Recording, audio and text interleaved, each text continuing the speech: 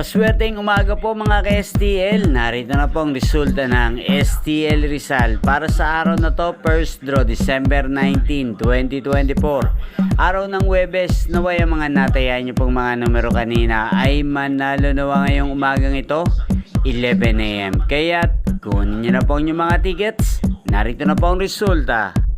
Ang mga numerong nanalo sa STL Rizal ngayong umagang ito, December 19, 2024, 11 AM. First draw result, 36 at 9 in exact order. Sa lahat po ng tumaya kanina sa STL Rizal para sa first draw ng 36 at 9, congrats po sa inyo. Panalo po kayo. Again, 36 at 9.